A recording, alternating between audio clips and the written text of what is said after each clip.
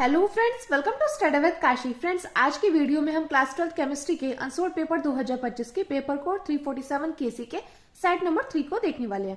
Friends, आज की video में हम पार्ट 5 को करने वाले हैं। इससे पहले वाली वीडियोस में हमने पार्ट 1, पार्ट 2, पार्ट 3 और पार्ट 4 किया था। अगर आपने वो वीडियोज नहीं देखी तो मैंने प्लेलिस्ट बनाई हुई है, आप वहां से जाकर जरूर देख सकते हैं। और फ्रेंड्स, इससे पहले वाली वीडियोस में मैंने क्लास 12 केमिस्ट्री के अनसोल्ड पेपर 2025 के सेट नंबर 1 और सेट नंबर 2 कराए थे, जिनका पेपर कोड था 347 के और के। अगर आपने वो वीडियोस भी नहीं देखी तो मैंने प्लेलिस्ट बनाई हुई है, आप वहां से जाकर जरूर देख सकते हैं। तो चलिए फ्रेंड्स, आज की वीडियो में हम देखने वाले हैं कि आज की वीडियो में हम कौन कौन से क्वेश्चन करने वाले हैं। तो चलिए हम अनसोल्ड पेपर में देखते हैं। तो देखिए फ्रेंड्स, ये हमारा अनसोल्ड पेपर। तो देखिए इसमें प्रश्न नंबर 6 का और यहाँ पर देखिए क ख और देखिए अथवा में जो था, यानी कि हमने प्रश्न नंबर 6 का क और ख तक कर लिया था। अब देखिए जो अथवा में क्वेश्चन दिए गए हैं, यानी कि चॉइस में जो क्वेश्चन दिए गए हैं, प्रश्न नंबर क ख और प्रश्न नंबर 7 का क पार्ट, आज की वीडियो में हम ये करने वाले हैं। तो फ्रेंड्स, अगर आपको इसका स्क्रीनशॉट लेना है तो आप इसका स्क्रीनशॉट ले सकते हैं। तो देखिए आज की वीडियो में हम प्रश्न नंबर 6 के क निम्नलिखित पर संक्षिप्त में लिखिए, जो कि हमसे डायरेक्टली 5 मार्क्स का पूछ लिया गया था। ये क्वेश्चन हमसे डायरेक्टली 5 मार्क्स के पूछे गए थे। पहली थी वोल्टेज अभिक्रिया, दूसरा है वोल्टेज फिटिंग अभिक्रिया और देखिए तीसरी है फिटिंग अभिक्रिया। अब देखिए अगला क्वेश्चन हम देखने वाले हैं, कैसे परिवर्तित कीजिएगा, केवल रासायनिक समीकरण लिखिए। तो इसमें फर्स्ट है प्रोपीन को प्रोपीन टू ऑल में, और सेकंड है बेंजिल क्लोराइड को बेंजिल अल्कोहल में, थर्ड है फिनॉल को 2,4,6 ट्राई ब्रोमोफिनॉल में, और देखिए फोर्थ है फिनॉल को पिक्रिक अम्ल में, और फिफ्थ है सैलिसिलिक अम्ल को फिनॉल में। और देखिए अगला क्वेश्चन हमारा प्रश्न नंबर 7, निम्नलिखित समीकरण को पूर्ण कीजिए। यानी कि हमें क्या करना होगा, हमें इस समीकरण को पूर्ण करना होगा। ये देखिए यहाँ पर हमें दिया गया CH3CHO, इसकी हमें गिगनार्ड अभिकर्मक के साथ क्रिया करानी है। तो क्या प्राप्त होगा, अब जो हमारा कंपाउंड प्राप्त होगा, तो देखिए उसमें हम किस उत्प्रेरक का यूज करेंगे कि हमें ये कंपाउंड बनकर तैयार हो जाएगा। अब इस कंपाउंड की हम K2Cr2O7 और H2SO4 के साथ क्रिया कराएंगे तो हमारा कौन सा कंपाउंड बनकर तैयार हो जाएगा। अब जो हमारा कंपाउंड बनकर तैयार होगा उसकी I2 और NOH के साथ अभिक्रिया करा देंगे तो हमारा कौन सा कंपाउंड बनकर तैयार होगा, ये हमें बताना है। और देखिए इसी में अगला है C6H5Cn प्लस H2O कि हम तनु H2SO4 के साथ क्रिया कराते हैं तो क्या प्राप्त होगा। तो देखिए ये क्वेश्चन डायरेक्टली 5 मार्क्स का पूछ लिया गया था। तो आज की वीडियो में हम इन क्वेश्चंस को करने वाले हैं। तो चलिए अब हम इनके सॉल्यूशन को देखते हैं। तो देखिए फ्रेंड्स, प्रश्न नंबर 6 के क्या, निम्नलिखित पर संक्षिप्त टिप्पणी लिखिए, वोल्टेज अभिक्रिया, वोल्टेज फिटिंग अभिक्रिया और फिटिंग अभिक्रिया। तो देखिए ये क्वेश्चन आपसे डायरेक्टली 5 मार्क्स का पूछ लिया गया था। और देखिए फ्रेंड्स, मोस्ट इंपॉर्टेंट क्वेश्चन है। देखिए सबसे ज्यादा रोल जो केमिस्ट्री में है वो है इंपॉर्टेंट रिएक्शंस का, यानी कि जो रिएक्शंस होती हैं इनसे घुमा फिरा कर क्वेश्चन पूछ लिए जाते हैं। और देखिए हमारा जो क्लास 12 केमिस्ट्री का सिलेबस है वो बिल्कुल फिक्स है, और जब हमारा सिलेबस फिक्स है तो ये हमारे क्वेश्चन क्या होते हैं, ये मल्टीपल टाइम रिपीट होते हैं। क्योंकि देखिए हर साल 7 पेपर सेट बनते हैं जो कि हर जिले के अलग अलग होते हैं। तो मैं आपको यही सलाह दूंगी कि अब तक आपने जो पढ़ा है पढ़ लिया, लेकिन अब आगे की तैयारी आपको क्या करनी है, आगे की तैयारी में आपको 2019 से 2025 तक अनसोल्ड पेपर को अच्छे से तैयार कर लेना है। क्योंकि अगर आपने ये कर लिया तभी आपके 95 प्लस मार्क्स आ पाएंगे। क्योंकि ये जो हमारे क्वेश्चन होते हैं ये होते हैं स्टैंडर्ड क्वेश्चन, जो कि बोर्ड एग्जामिनर वाले टीचर्स ने बनाए हुए हैं। तो चलिए देखते हैं प्रश्न नंबर 6 का। और फ्रेंड्स, अगर आपको मोस्ट इंपॉर्टेंट टॉपिक्स की वीडियो चाहिए तो आप कमेंट करके जरूर बताइएगा। प्रश्न नंबर 6 का है, निम्नलिखित पर संक्षिप्त टिप्पणी लिखिए। फर्स्ट है वोल्टेज अभिक्रिया, वोल्टेज फिटिंग अभिक्रिया और फिटिंग अभिक्रिया। तो देखिए बात कर लेते हैं वोल्टेज अभिक्रिया की। तो देखिए मोस्ट इंपॉर्टेंट अभिक्रिया है वोल्टेज अभिक्रिया। तो देखिए इसमें क्या बोलता है, शुष्क ईथर की उपस्थिति में जब एल्किल हैलाइड के 2 अणु सोडियम धातु से क्रिया करते हैं तो एल्केन प्राप्त होता है। फिर से देखिए वोल्टेज अभिक्रिया में क्या होता है, इसमें शुष्क ईथर की उपस्थिति में जब एल्किल हैलाइड के 2 अणु सोडियम धातु से क्रिया करते हैं तो एल्केन प्राप्त होता है। तो देखिए यहाँ पर बोला गया शुष्क ईथर की उपस्थिति में, किसकी उपस्थिति में, शुष्क ईथर की उपस्थिति में। तो पहले हम यहाँ पर उपस्थिति ही लिख देते हैं। तो बोला गया शुष्क ईथर, ठीक है, यहाँ पर हमने उपस्थिति लिख दी। अब बोला गया है जब एल्किल हैलाइड के 2 अणु, और हम जानते हैं एल्किल क्या होता है, एल्किल होता है R, इसकी जगह हम CH3C2H5 कुछ भी रख सकते हैं। और बात करें हैलाइड की, हैलाइड यानी कि हेलोजन ग्रुप, तो ये होते हैं FCl Br I। तो इसमें भी हम कुछ भी ले सकते हैं, F ले सकते हैं, Cl ले सकते हैं, Br ले सकते हैं या I ले सकते हैं। तो इसमें हम एल्किल हैलाइड के 2 अणु लेंगे, यानी कि हम यहाँ पर कर लेंगे CH3 plus CH3, CH3Cl plus CH3Cl। CH3 क्या है, एल्किल है, और Cl क्या है, हैलाइड यानी कि हेलोजन ग्रुप के हैं। तो हमने यहाँ पर एल्किल हैलाइड के क्या ले लिए, 2 अणु ले लिए। तो देखिए CH3Cl को क्या बोलते हैं, इसको बोलते हैं मैथिल मैथिल क्लोराइड, मैथिल क्लोराइड। इसकी क्रिया किसके साथ कराते हैं? इसकी क्रिया करेंगे शुष्क ईथर की उपस्थिति में। तो और फ्रेंड्स एक बात और, जब भी हम किसी कंपाउंड की जो अभिक्रिया शुष्क ईथर की उपस्थिति में कराएंगे तो आपको ये बात ध्यान रखनी है कि किससे क्रिया होगी? तो क्रिया होगी सोडियम के साथ, 2Na। ठीक है, तो मैथिल क्लोराइड की सोडियम के साथ शुष्क ईथर की उपस्थिति में क्रिया कराएंगे तो क्या प्राप्त हो जाएगा? हमें प्राप्त होगा एथेन। देखिए ये CH3, ये CH3 और ये CH3, तो ये हो गया एथेन। इसको क्या बोलेंगे? इसको बोलेंगे एथेन। अब देखिए यहाँ पर आ जाएगा प्लस, यहाँ पर देखिए सोडियम कितने हैं? 2 है, और क्लोरीन कितने हैं? 2, यानी कि यहाँ पर आ जाएगा 2NaCl, जिसको बोलेंगे हम सोडियम क्लोराइड। तो वोल्टेज अभिक्रिया में क्या है? वोल्टेज अभिक्रिया में देखिए शुष्क ईथर की उपस्थिति में जब एल्किल हैलाइड के दोनों सोडियम धातु से क्रिया करते हैं तो एल्केन प्राप्त होता है।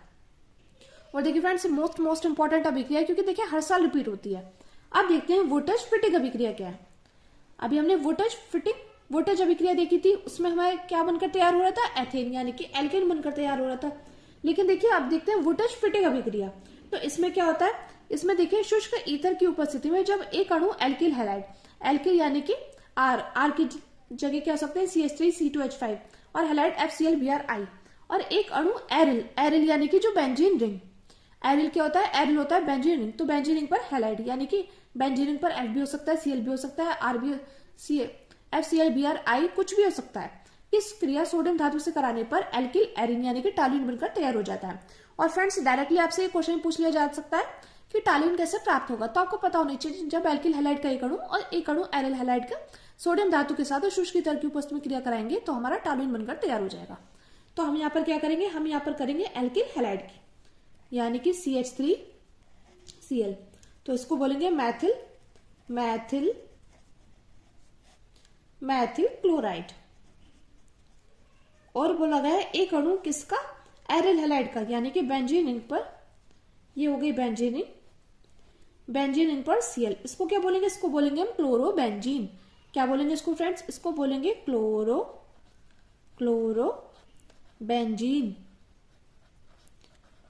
की क्रिया किसके साथ कराएंगे? सोडियम धातु के साथ कराएंगे, यानी कि 2Na के साथ कराएंगे। और किसकी उपस्थिति में कराएंगे? तो ये कराएंगे शुष्क ईथर की उपस्थिति में। किसकी उपस्थिति में कराएंगे? शुष्क ईथर की उपस्थिति में कराएंगे। तो हमारे यहाँ पर क्या बनकर आ जाएगा? हमारा बनकर तैयार हो जाएगा टालुइन। और टालुइन क्या होता है? टालुइन होता है बेंजीन रिंग पर CH3, ये है हमारी बेंजीन रिंग। ठीक है, और अब इस बेंजीन रिंग पर आ जाएगा ये CH3,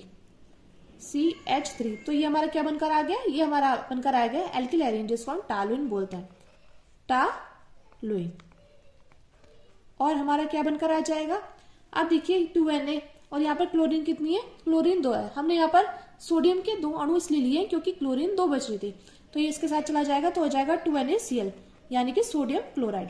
मैं उम्मीद करती हूँ फ्रेंड्स आपको वोल्टेज अभिक्रिया और वोल्टेज फिटिंग अभिक्रिया क्या होती है अच्छे समझ में आ गई होगी। अब देखते हैं फिटिंग अभिक्रिया क्या होती है। और देखिए अब बात करते हैं फिटिंग अभिक्रिया की। तो फिटिंग अभिक्रिया क्या होती है? शुष्क ईथर की उपस्थिति में जब एरिल हैलाइड के 2 अणु सोडियम धातु से क्रिया करते हैं तो डाइफेनिल बनता है।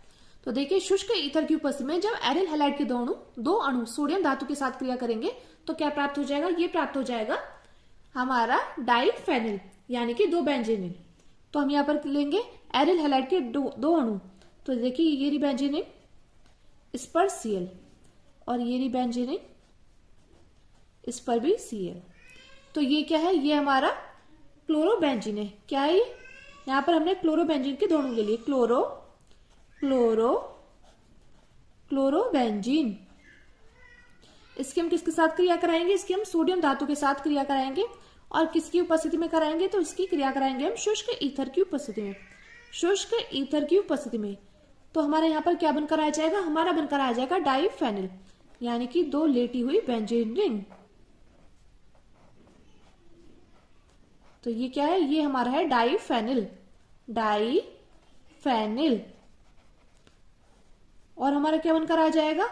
यहाँ पर देखिए, यहाँ पर भी क्लोरीन बचा है, यहाँ पर भी क्लोरीन, तो हो जाएगा 2NaCl, यानी कि सोडियम क्लोराइड। उम्मीद करती हूँ फ्रेंड्स आपको वोल्टेज अभिक्रिया, वोल्टेज फिटिंग अभिक्रिया और फिटिंग अभिक्रिया अच्छे समझ में आ गई होगी। देखिए वोल्टेज अभिक्रिया में क्या था? वोल्टेज अभिक्रिया में हम वहां पर शुष्क ईथर की उपस्थिति में एल्किल हैलाइड के 2 अणु की सोडियम धातु के साथ क्रिया करा रहे हैं। फ्रेंड्स आपने इन तीनों अभिक्रियाओं में एक बात तो नोटिस करी होगी कि उपस्थिति किसकी चल रही है? शुष्क ईथर की उपस्थिति चल रही है। ठीक है, और आपने दूसरी बात ये नोटिस करी होगी कि इसमें तीनों में ही सोडियम धातु के साथ क्रिया कराई जा रही है। ठीक है, ये वाली बात में नोटिस कर ली। अब देखिए वुटज अभिक्रिया में क्या हो रहा था, उसमें एल्किल हैलाइड के दोनों ले लिए थे, क्योंकि देखिए वुटज हो गया तो एल्किल हैलाइड के दोनों हमने ले लिए थे CH3Cl CH3Cl। और अगर वुटज फिटिक अभिक्रिया में हमने एक अणु एल्किल हैलाइड का और एक अणु एरिल हैलाइड का ले लिया था, लेकिन फिटिक अभिक्रिया में क्या ले लिया था हमने, यहाँ पर हमें 2 अणु ले लिए थे एरिल हैलाइड के, तो हमारा यहाँ पर डाइफेनिल बनकर तैयार हो गया।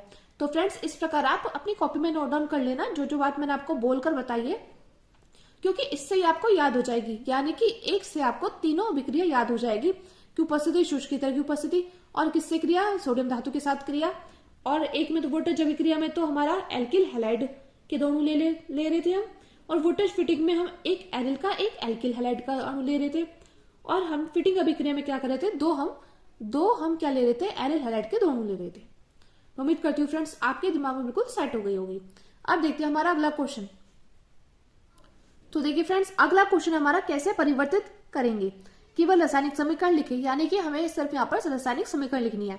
फर्स्ट है प्रोपीन को प्रोपीन 2 ऑल में, सेकंड है बेंजिल क्लोराइड को बेंजिल अल्कोहल में, थर्ड है फिनोल को 2,4,6 ट्राई ब्रोमोफिनोल में, और फोर्थ है फिनोल को पिक्रिक अम्ल में, और फिफ्थ है हमारा सैलिसिलिक अम्ल को फिनोल में। तो अगर आपको इसका स्क्रीनशॉट लेना है तो आप इसका स्क्रीनशॉट ले सकते हैं। तो चलिए देखते हैं इसका सॉल्यूशन को। देखिए फर्स्ट है प्रोपीन को प्रोपीन 2 ऑल में। तो देखिए फ्रेंड्स यहाँ पर आपको समझ में आ जाएगा प्रोप यानी कि कितने कार्बन होने चाहिए, प्रोप यानी कि 3 कार्बन होने चाहिए प्रोप से। और अगर ईन आ गया तो यानी कि डबल बॉन्ड, ईन आ गया यानी कि डबल बॉन्ड। ठीक है, 3 कार्बन होने चाहिए और ईन का मतलब हो गया डबल बॉन्ड। और देखिए यहाँ पर क्या आ गया, यहाँ पर आ गया ऑल, तो जब पीछे ऑल हो तो समझ जाना चाहिए कि पीछे क्या हो जाएगा, OH ग्रुप, OH आ जाएगा, OH ग्रुप यानी कि अल्कोहल। ठीक है, तो हमें प्रोपीन को प्रोपीन 2 ऑल में कैसे परिवर्तित करेंगे ये बताना है। तो हम जानते हैं प्रोपीन का जो हमारा सूत्र होता है वो क्या होता है, वो होता है CH3CH डबल बॉन्ड CH2। ठीक है, ये होता है प्रोपीन। और देखिए फ्रेंड जब आपको बोला गया है कि रासायनिक समीकरण लिखिए तो आपको इसके नीचे नाम जरूर मेंशन करना होगा। हम यहाँ पर प्रोपीन की किसके साथ क्रिया कराएंगे, हम यहाँ पर प्रोपीन की H2SO4 की उपस्थिति में क्रिया करा देंगे। तो हमारा यहाँ पर क्या बनकर तैयार हो जाएगा, हमारा बनकर तैयार हो जाएगा आइसोप्रोपिल हाइड्रोजन सल्फेट, यानी कि देखिए CH3 और यहाँ पर आ जाएगा OSO3H। तो ये जो हमारा बनकर आया है ये क्या बनकर आया है, ये आया isopropyl hydrogen sulphate, isopropyl hydrogen sulphate.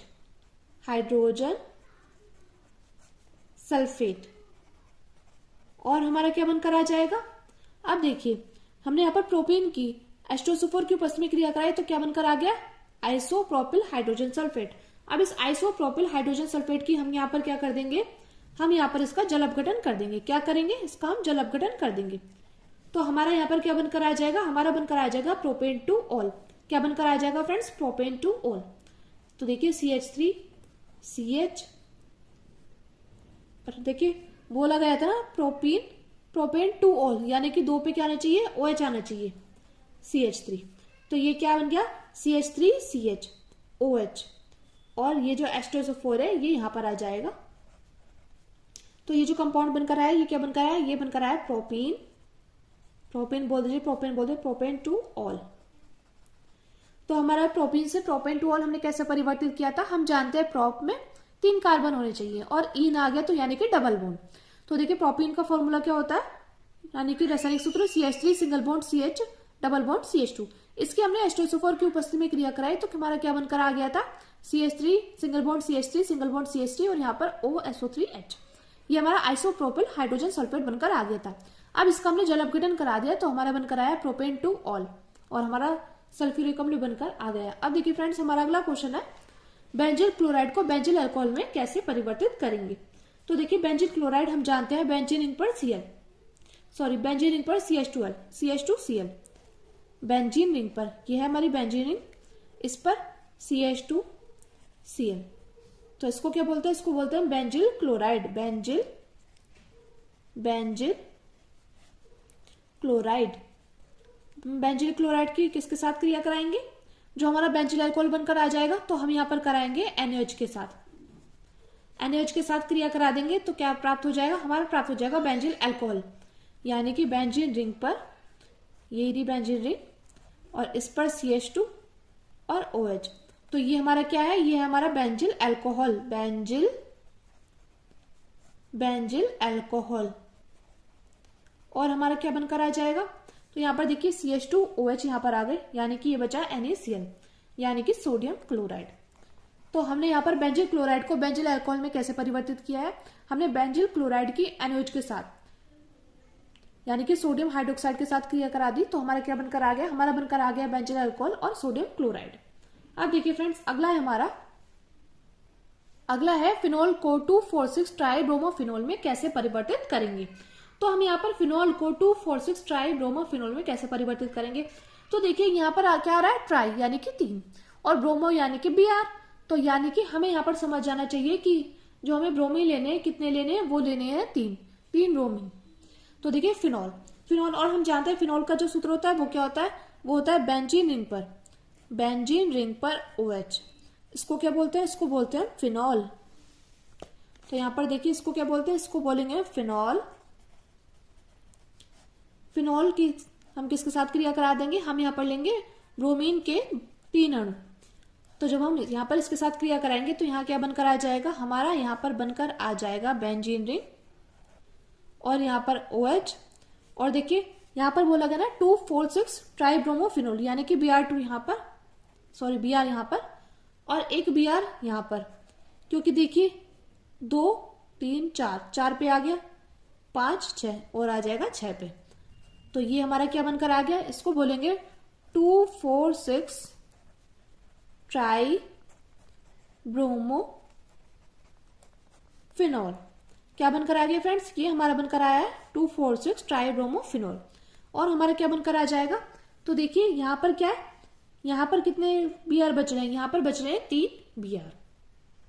लेकिन देखिए यहाँ पर जो है, यहाँ पर कितने हाइड्रोजन होंगे, तो देखिए एक बात आपको समझनी होगी, ये जो हमारी बेंजीन रिंग है, ये हमारी बेंजीन रिंग के कितने कॉर्नर है, 6 कॉर्नर है, ठीक है। बेंजीन रिंग पर कितने कॉर्नर है, 6 कॉर्नर है। और ये हर कॉर्नर पर क्या होता है, कार्बन जुड़ा होता है, ये कार्बन जुड़ा है और हर कार्बन के साथ क्या है, हर कार्बन हाइड्रोजन बंध के द्वारा जुड़ा होता है, यानी कि H के साथ जुड़ा हुआ है। तो देखिए यहाँ पर बचे हैं Br 3, तो हम यहाँ पर ले लेंगे हाइड्रोजन भी 3।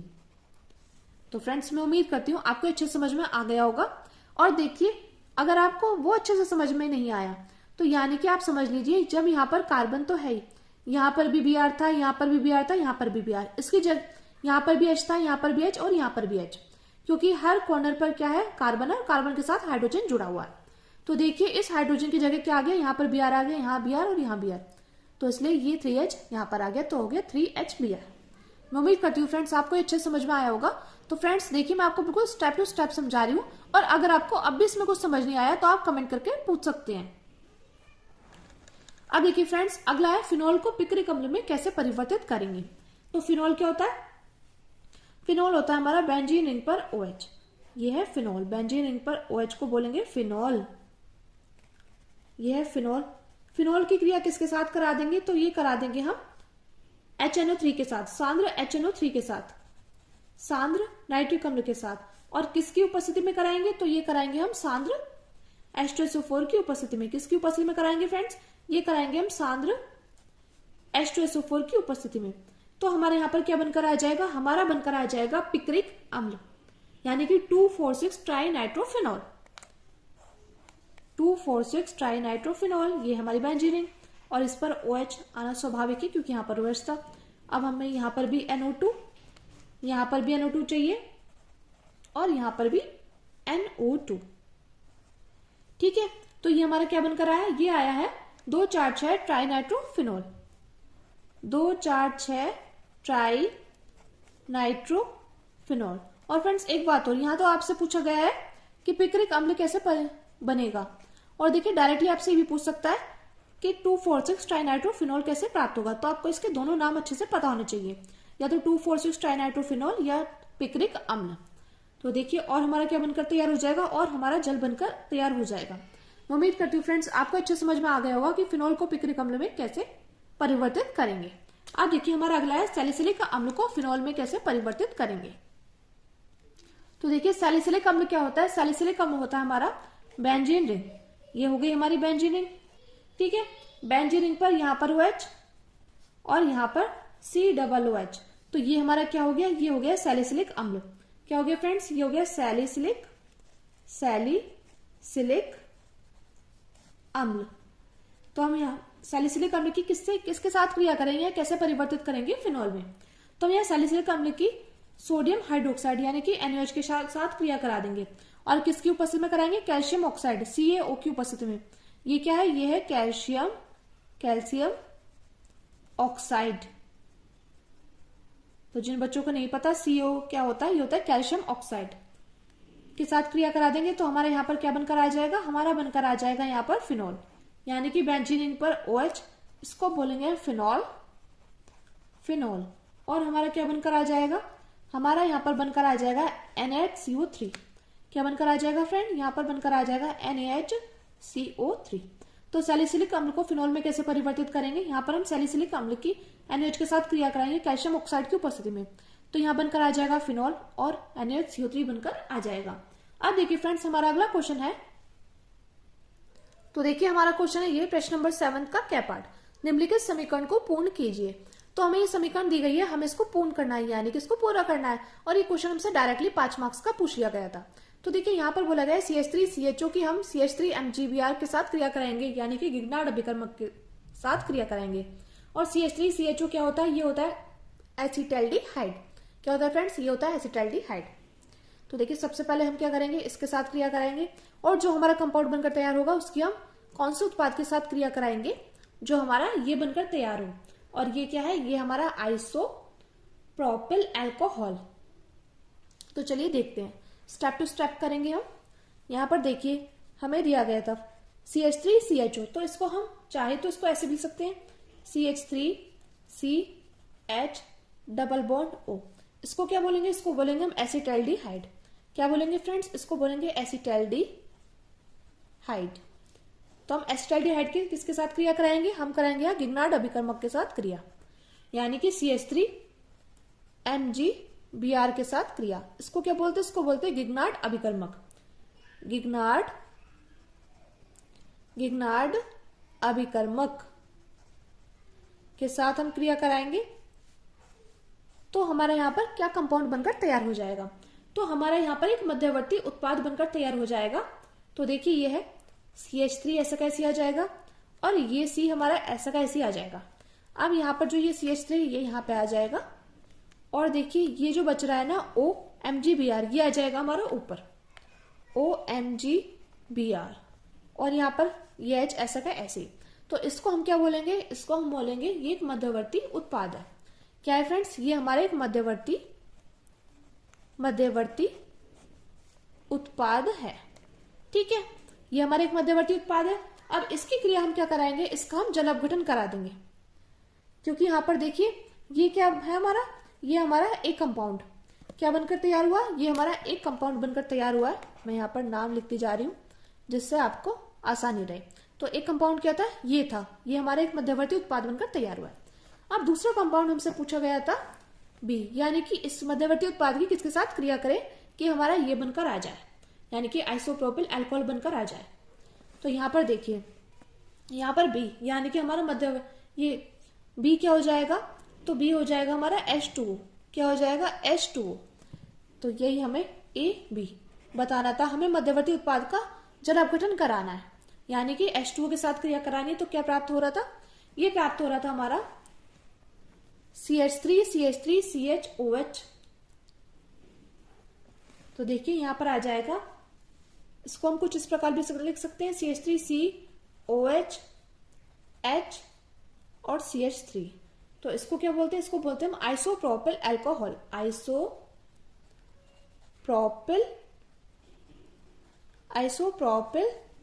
Alcohol, isopropyl alcohol. ठीक है, ये हमारा है आइसोप्रोपिल अल्कोहल। अब देखिए यहाँ पर हमारा क्या बनकर आ जाएगा, जब हम इसकी क्रिया कराएंगे हम यहाँ पर K2Cr2O7 के साथ, K2Cr2O7 और H2SO4 के साथ हम क्रिया कराएंगे, यानी कि इसको गर्म करेंगे, तो हमारे यहाँ पर क्या कंपाउंड बनकर आ जाएगा, तो हमारे यहाँ पर बनकर आ जाएगा एसीटोन, CH3 के ट्वाइस CO। तो ये क्या है, ये हमारा बनकर आया है एसीटोन, एसीटोन। तो ये जो कंपाउंड आया है ये आया है C, जो कि हमें बताना था, ये हमारा C कंपाउंड। ठीक है, अब आगे देखिए, अब ये जो हमारा कंपाउंड बनकर आया है ना, इस कंपाउंड के साथ जल भी है प्लस H2O। अब ये जो हमारा कंपाउंड बनकर आया है ना, अब हम इसकी क्रिया कराएंगे किसके साथ, इसकी क्रिया कराएंगे हम I2 और NaOH के साथ, इसको गर्म करेंगे, I2 प्लस NaOH के साथ हम क्या करेंगे, इसको हम गर्म कर देंगे। तो हमारे यहाँ पर क्या बनकर आ जाएगा, हमारा बनकर आ जाएगा यहाँ पर सोडियम एसीटेट और आयोडोफॉर्म। तो सोडियम एसिड यानी कि CH3 COONA, तो इसको बोलेंगे हम सोडियम एसीटेट, सोडियम एसीटेट। और क्या बनकर आ जाएगा, यहाँ पर आ जाएगा आयोडोफॉर्म यानी कि CH3। तो हमारा जो डी कंपाउंड था हमारा ये हमारा डी कंपाउंड बनकर आ गया। तो देखिए फ्रेंड्स, मैं उम्मीद करती हूँ आपको अच्छे समझ में आ गया होगा। हमने एस्टाल्डिहाइड की लिग्नाइट या बिकर्मर के साथ क्रिया कराई, तो हमारा एक मध्यवर्ती उत्पाद बनकर आ गया जिसका नाम था हमें ये ज्ञात करना था। अब हमें ज्ञात करना था कि मध्यवर्ती उत्पाद की किसके साथ क्रिया कराएंगे, तो ये बी कंपाउंड पूछा था, तो हम यहाँ पर इसका जल अपघटन करा देंगे, तो ये आ गया बी कंपाउंड। अब इससे आइसोप्रोपिल अल्कोहल बनकर तैयार हो रहा था। अब इससे K2Cr2O7 और H2SO4 के साथ हमने इसको गर्म कराया, तो हमारा कंपाउंड C यानी कि एस्टोन बनकर तैयार हुआ है और हमारा जल बनकर तैयार हुआ है। अब जो हमारा ये एस्टोन बनकर तैयार हुआ था, इसकी हम I2 और NH के साथ क्रिया कराएंगे, तो हमारे यहाँ पर बनकर आ जाएगा CH3 COONA यानी कि सोडियम एसिटेट और आयोडोफॉर्म बनकर आ गया है। तो ये आ गया डी कंपाउंड। अब देखिए फ्रेंड्स, हमारा अगला क्वेश्चन है यहाँ इसमें C6H5Cn और H2O कि हम तनु H2SO4 के साथ क्रिया कराएंगे तो क्या प्राप्त हो जाएगा। तो C6H5Cn ये क्या है, ये है बेंजोनाइट्राइल। क्या है फ्रेंड्स, ये हमारा बेंजोनाइट्राइल। सेकंड है C6H5Cn, इसका नाम क्या है, इसका नाम है बेंजोनाइट्राइल, इसका नाम है बेंजोनाइट्राइल। इसका हम क्या कराएंगे, इसकी हम जल के साथ क्रिया करा देंगे, यानी कि H2O के साथ क्रिया करा देंगे। किसकी उपस्थिति में कराएंगे, तो तनु H2SO4 की उपस्थिति में। तो हमारे यहाँ पर क्या बनकर आ जाएगा, हमारा बनकर आ जाएगा बेंजोइक एसिड यानी कि C6H5COOH। इसको क्या बोलेंगे, इसको बोलेंगे बेंजोइक एसिड, इसको बोलेंगे बेंजोइक एसिड। और हमारा क्या बनकर आ जाएगा, यह हमारा बनकर आ जाएगा HSO4, इसको बोलेंगे हम अमोनियम बाइसल्फेट, इसको बोलेंगे हम अमोनियम बाइसल्फेट, इसको बोलेंगे हम अमोनियम बाइसल्फेट। ठीक है, और देखिए इस बेंजोनाइट्राइल की हम यहाँ पर जल के 2 अणु लेने होंगे, तभी हमारी समीकरण संतुलित हो जाएगी। तो ये था बेंजोनाइट्राइल, इसकी हमें जल अपघटन कराना था, यानी कि जल के साथ क्रिया करानी थी तनु H2SO4 की उपस्थिति में। तो हमारा कंपाउंड क्या बनकर तैयार हुआ है, एक तो बेंजोइक अम्ल बनकर तैयार हुआ है एसिड, और एक अमोनियम बाइसल्फेट बनकर तैयार हुआ है। तो ये हमारा कंपाउंड नंबर E था। मैं उम्मीद करती हूँ फ्रेंड्स आपको ये क्वेश्चन अच्छे से समझ में आ गए होंगे कि हमने यहाँ पर समीकरण को पूरा कैसे किया है। अगर फ्रेंड्स आपके लिए वीडियो हेल्पफुल रही हो तो प्लीज हमारे चैनल को सब्सक्राइब कीजिएगा और वीडियो को लाइक शेयर कमेंट करना मत भूलिएगा। तो चलिए फ्रेंड्स, मिलते हैं नेक्स्ट वीडियो में। Thank you, thanks for watching. और फ्रेंड्स, आप अपना नाम और आप कहाँ से हैं और इस बार आपका कितने मार्क्स लाने का टारगेट है, ये आप कमेंट करके जरूर बताना, इससे हमें मोटिवेशन मिलता है। तो चलिए फ्रेंड्स, मिलते हैं नेक्स्ट वीडियो में। Thank you, thanks for watching.